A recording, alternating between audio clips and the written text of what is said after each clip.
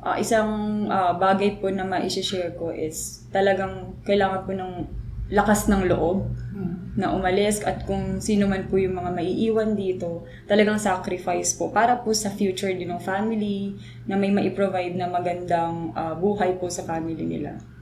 Hi, my name is Karen Rose Roque. I am hired as a cabin crew under Emirates Airline. How did you learn about IPAMS? I learned about IPAMS through Facebook.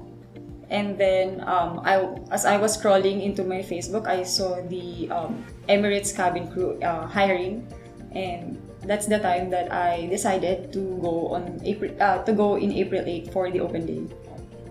Who contacted you at IPAMS?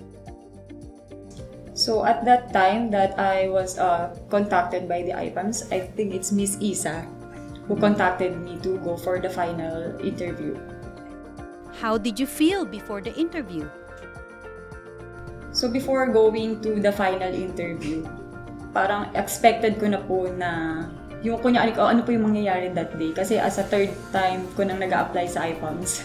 So alam ko nang masyado yung process po na ito yung magiging ganap po that day. And then during the day, as I was talking with my co-applicants, all of them are mostly cabin crews.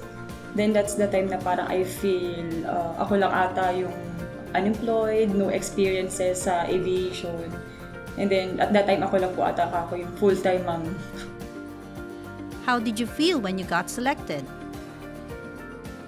When I received the golden call, at first po, nagulat ako kasi natanggap ako, hindi ko po talaga ina-expect na makukuha ko. Kasi yung mga kasabayan ko mas ano pa po sa experience ko kasi ako currently wala po akong experience.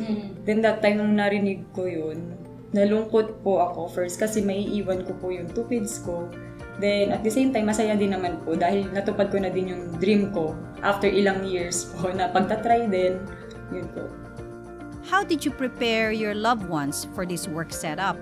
For the adjustment po, sa situation namin na wala po talaga kaming mapag-iiwanan on both sides na mag-aalaga sa kids, ang naging adjustment po namin is yung husband ko po magsasacrifice muna nung job niya para po maging full-time siya sa kids. Then ako naman po, this time, ako naman po yung tutupad ng dream ko as a cabin crew. So, change situation po kami.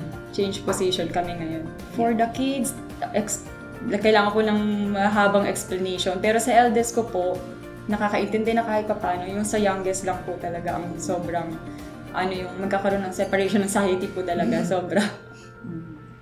How long are you planning to work abroad? So for me po talagang i-enjoyin ko po muna talaga yung job, especially yung company, hindi lang po basta-basta company siya. Then siguro po by that time na financially stable, na set up na po namin, meron na pong kaming naipundar na business, ganyan po. Yun po siguro. Why did you trust IPAMS?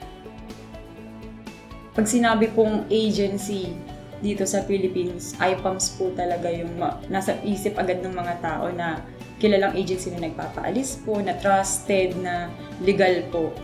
Kaya alam ko po yung IPAMS, lahat po ng process na dinadaanan is in legal way po. Talagang wala pong malolokong kapwa nating Pilipino na kung sino man po yung gustong mag-ibang bansa. Yun po. What advice can you share for those who want to work abroad? So for those who want to work abroad, isang bagay po na ma-share ko is talagang kailangan po ng lakas ng loob na umalis at kung sino man po yung mga maiiwan dito, talagang sacrifice po para po sa future din ng family na may mai-provide na magandang buhay po sa family nila. Thank you, IPAMS. Fly better with Emirates. See you!